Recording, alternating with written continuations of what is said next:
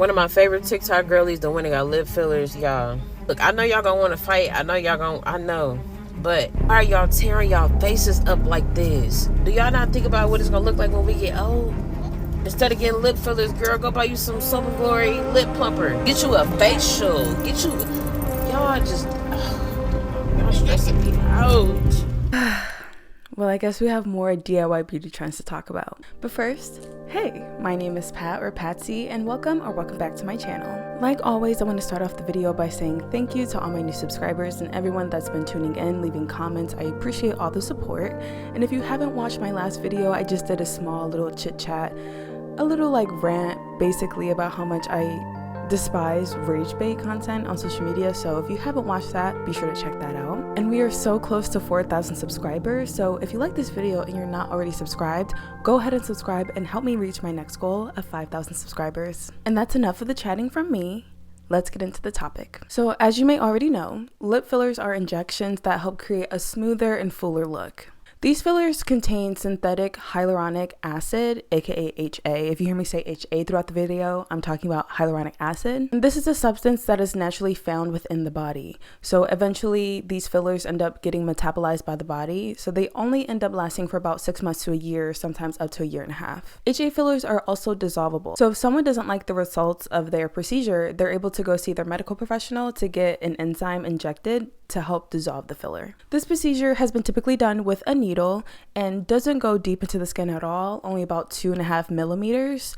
So overall, the procedure isn't really risky and there can be a lot of benefits to them. But there is a newer technology that has hit the scene, and to me, it screams nothing but a red flag and something that's alarming, but it seems like most of y'all on social media are down to clown. The Hyaluron Pen. A no-needle dermal filler that also helps the skin appear smoother, more hydrated, more plump. The pen is air pressurized and delivers hyaluronic acid by pushing it into the tissue, so it's similar in the way that insulin is injected into the skin. As much as people like to claim that the pen is just as safe, just as controlled as needle fillers, I don't know, to me it's just obvious that this method and this tool is just wildly questionable. I've seen this method because, believe it or not, people are ballsy enough to do this on themselves. Like, what? At this point, it's pretty much similar to giving yourself an at-home piercing or tattoo. In my opinion, it seems like equivalent to that, because the procedure to get your lips done, you have to put a numbing agent on your lips so you don't have as much of a painful experience. So imagine doing this procedure at home and you end up numbing your lips and you just so happen to fuck up your lips. Would you even feel that? I mean, just because you aren't poking yourself with a needle doesn't mean that this pen is a safer alternative and is okay for you to use at home. I mean, just take a look at this TikTok showing the difference between fillers applied with a needle and a Hyaluron pen.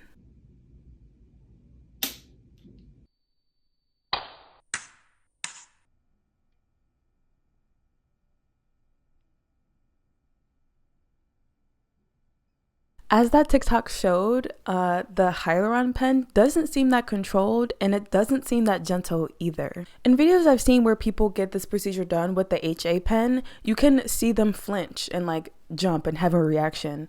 Whereas other videos that I saw with people getting the injections with the needle, they don't really have a reaction. Like maybe they like blink a little bit harder, but it seems like the same reaction as like when you just get like a flu shot at the doctor. Like it shouldn't be something that has that much of a reaction from you. You shouldn't be jumping from this procedure. I don't know. That's just me. So while of course I don't think people should be doing this treatment at home on themselves, we also need to address the plethora of techs that are now in the beauty field. Lip techs, needleless certified. I don't know. There are just so many names for so many different services in the beauty industry.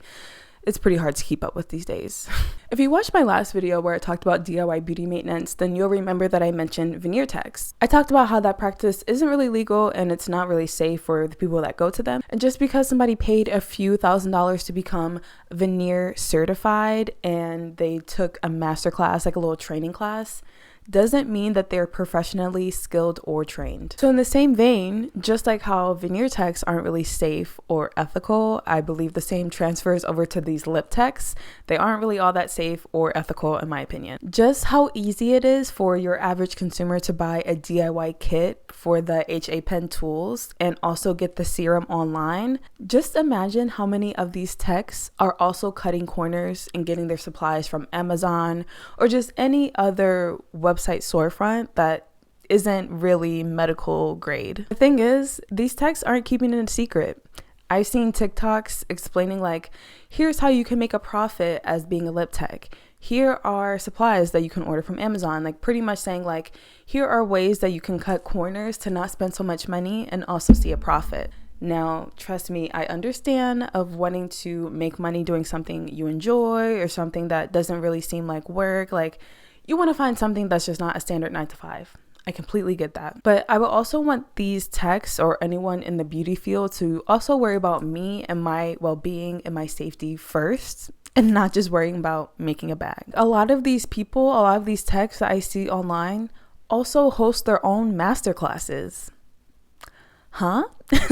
And from what I see, these people aren't doctors. Like they didn't go to school for anything like that. So they probably just took a masterclass from somebody else and then is harboring that knowledge and spreading it to another set of people trying to make it in the industry.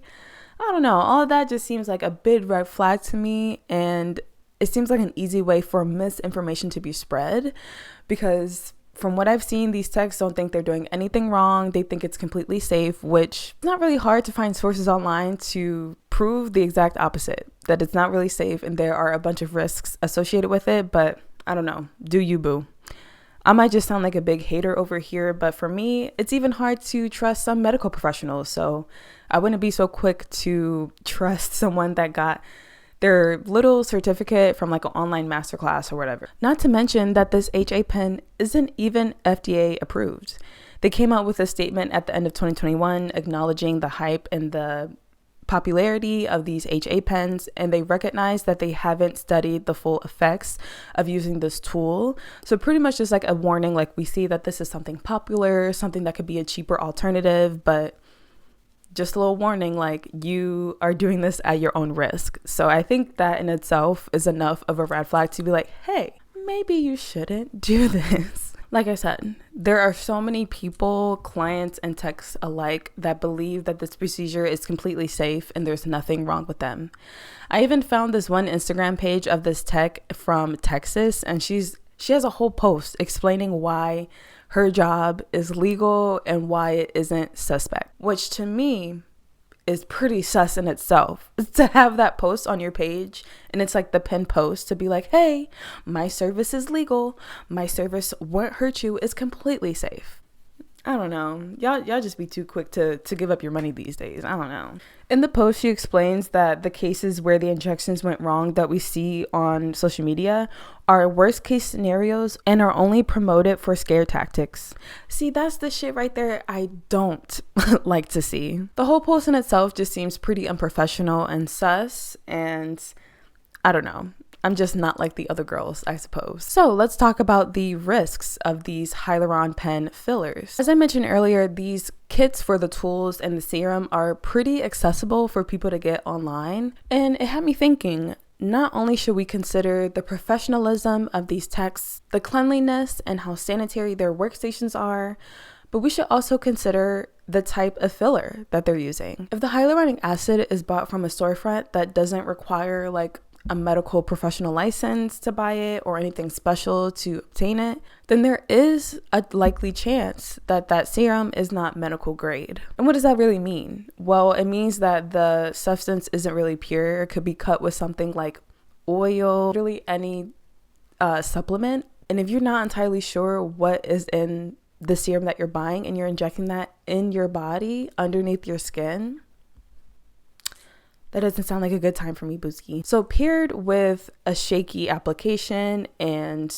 unknown ingredients, sounds like a recipe for disaster. The typical side effects of lip filler, whether applied with a needle or a Hyaluron pen, are bruising, swelling, bleeding, pain, and heightened sensitivity.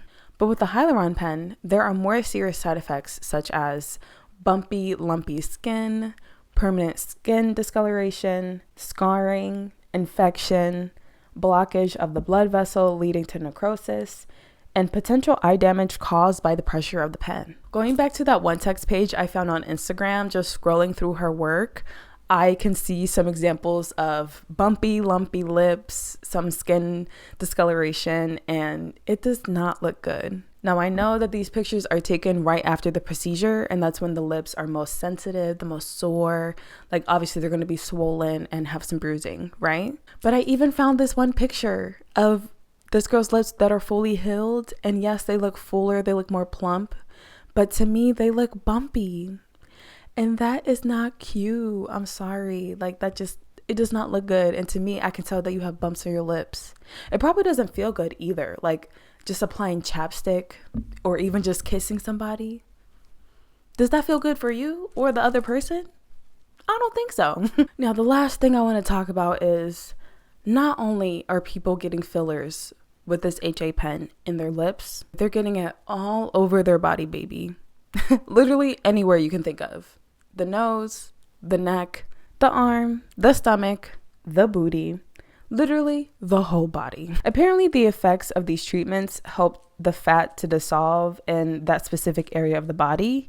And it looks like so many shots are required for this process. These texts claim that the shots help to reduce localized areas of fat and cellulite permanently, which to me is just kind of confusing how that would work if the procedure isn't invasive like plastic surgery, like actually going under the knife. So I don't really see how that makes sense that a shot would permanently get rid of your fat cells and cellulite. I did see this one video of this lady explaining the science behind it. I'm not even going to try to explain it because I'm not a scientist and I don't want to butcher it. But if anybody down below is an actual scientist and could tell me the science about how hyaluronic acid could help to destroy fat cells and cellulite permanently, please let me know. Because to me, I'm just like, that's not making sense. The math not mathing. Just like most of these procedures, a few sessions are required for you to see a substantial difference. And I don't know, that just seems like a lot of work for a minimal reward. Like, just looking at some of these before and after photos, there's not really a huge difference. I can't really tell how many sessions after it was in these before and after photos, but still, like, it doesn't seem like anything substantial. And if you really want to make a difference in your body, I don't know, I just feel like it's not really worth it. But I'd be lying if I said I didn't find myself caught up comparing myself to other influencers online, wishing I had their look, their aesthetic, blah blah blah, right? But just thinking about the amount of time and the amount of money it takes to try and even get close to achieve the results that you want to achieve, it just really doesn't feel worth it to me. Like, if you're able to change it yourself by doing the work, you know, by eating better and going to the gym, exercising, whatever, then I feel like you could go that route, because slow, sustainable changes will end up working out for you in the long run. Whereas if you get this procedure, you're really up in the air, because what if you gain more weight?